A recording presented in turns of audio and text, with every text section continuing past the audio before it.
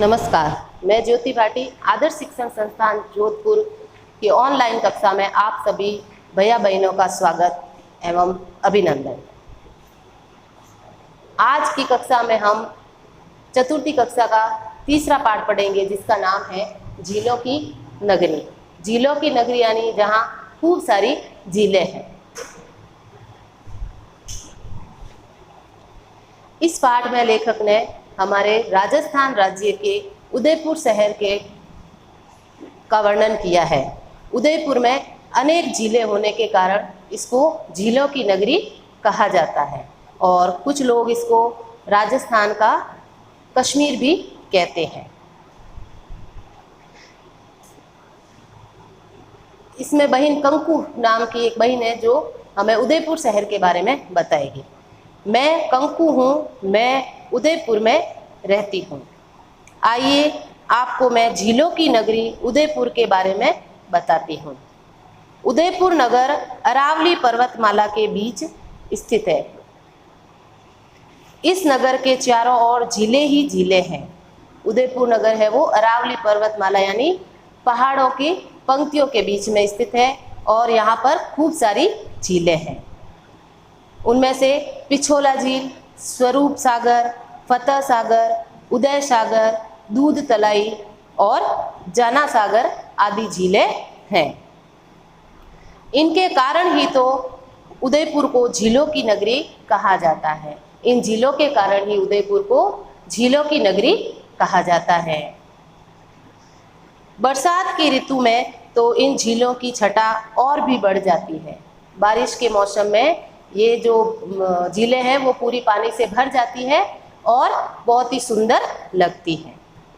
ये झीलें कश्मीर से होड़ करती हैं। ये झीलें कश्मीर जो एक सुंदर शहर है उसके समान है। अतः कई लोग इस नगर को राजस्थान का कश्मीर कहते हैं और कई ऐसे लोग हैं जो इसकी सुंदरता को देखते हुए इसको राजस्थान का कश्मीर कहते हैं। फतेह सागर के बीच बना है नेहरू उद्यान। फतेह सागर झील है, उसके बीच में नेहरू उद्यान बना हुआ है। इन झीलों के पानी में ही जग निवास तथा जग मंदिर नाम के जल महल भी हैं। इन झीलों के बीच में जल महल है, एक है जग निवास और दूसरा है जग मंदिर।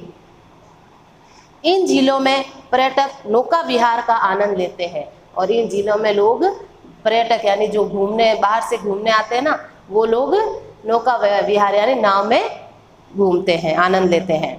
रात्रि के समय जब यह उद्यान तथा ये महल विद्युत के प्रकाश में जगमगाते हैं तो इनकी शोभा देखते ही बनती है और रात के समय पूरी लाइट है वो जगमगाती है और इसकी सुंदरता और भी बढ़ जाती है।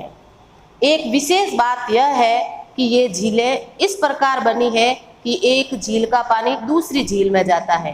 ये झीलें इस प्रकार से बनी हुई है कि बारिश के मौसम में एक झील भर जाने से दूसरे झील में इस प्रकार से सभी झीलें आपस में भर जाती हैं। अतः ये झीलें जल संरक्षण का उत्कृष्ट उदाहरण है। अतः ये झीलें जल को सुरक्षित रखने का एक श्रेष्ठ उदाहरण है। इस झील में ही उत्तर की ओर एक सौर वेधशाला सोलर ऑब्जर्वर बैटरी भी बनी हुई है। इस झील में ही उत्तर की ओर एक सौर वेधशाला है। इसमें वैज्ञानिकों द्वारा सूर्य की गतिविधियों का अध्ययन किया जाता है और इस सौर वेधशाला में वैज्ञानिक सूर्य की गतिविधियों का अध्ययन करते हैं। उदयपुर नगर में कई ऐतिहासिक तथा दर्शनीय स्थल है। उदयपुर में कई ऐतिहासिक प्राचीन पुराने और देखने योग्य स्थल हैं। पिछोला झील के किनारे महाराणा प्रताप के वंशजों का भव्य महल है। पिछोला झील है उसके किनारे पर महाराणा प्रताप के वंशज यानी जो उनके परिवार वाले हैं उनका एक भव्य महल है। महाराणा प्रताप का जन्म सिसोदिया वंश में सन 1540 में हुआ था, 9 मई 1540 में, और इनके पिता का नाम उदय सिंह था। इसमें कांच का काम तथा चित्रकारी अद्वितीय है। इस महल में कांच का काम और चित्रकारी, हाथों से चित्रकारी की हुई है, वो अद्वितीय यानी जिसके समान दूसरा कोई नहीं। फतेह सागर के किनारे पूर्व की ओर मोती मगरी नामक का प्रसिद्ध ऐतिहासिक स्थल है।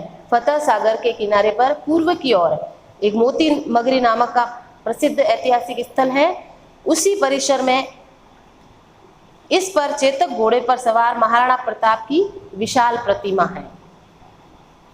इस पर चेतक घोड़े पर सवार महाराणा प्रताप की विशाल प्रतिमा है। महाराणा प्रताप के घोड़े का नाम था चेतक और बहुत बड़ी प्रतिमा है। उसी परिसर में महाराणा प्रताप के सहयोगी हकीम खां सूरी, भामाशाह, भीलू राणा पूंजा, मन्ना, झाला आदि की प्रतिमाएं भी हैं। महाराणा प्रताप के सहयोगी थे जिन्होंने युद्ध में इनका पूरा साथ दिया, वो है हकीम खां सूरी, भामाशाह जिन्होंने धन से उनका सहयोग किया, भीलू राणा पूंजा, मन्ना, झाला आदि की भी प्रतिमाएं हैं। ध्वनि प्रकाश कार्यक्रम के माध्यम से यहाँ मेवाड़ की गौरव गाथा को दर्शाया जाता है। वहाँ पर ध्वनि प्रकाश कार्यक्रम यानी रेडियो के माध्यम से वहाँ के मेवाड़ की जो गौरव गाथा है वो सुनाई जाती है। इससे दर्शकों में राष्ट्र प्रेम की भावना का संचार होता है। जब दर्शक देखने आए हुए लोग इनके बारे में सुनते हैं तो उनके मन में भी राष्ट्र प्रेम की भावना बढ़ती है। यहाँ दिन रात पर्यटकों का आना जाना बना रहता है। यहाँ पर दिन और रात हर समय पर्यटक यानी घूमने के लिए लोग आते जाते रहते हैं। अब है शब्दार्थ। पर्वतमाला, पहाड़ों की पंक्ति। छटा, सुंदरता, होड़, बराबरी। उद्यान, बगीचा। पर्यटक, घूमने आने वाले लोग। नौका, नाव, संरक्षण, सुरक्षित। उत्कृष्ट, श्रेष्ठ। दर्शनीय, देखने योग्य। अद्वितीय, जिसके समान दूसरा न हो। विशाल, बड़ा। श्रद्धालु, भक्त। तांता, भीड़। दिग्दर्शक, झलक। अभयारण्य, ऐसा स्थान जहां जानवर सुरक्षित रहते हैं। स्थानांतरित, एक स्थान से दूसरे स्थान पर ले जाना। जन्नत, स्वर्ग। नजारा, दृश्य। प्रसिद्ध, मशहूर। अनूठी, विशेष। सांस्कृतिक, संस्कृति संबंधी।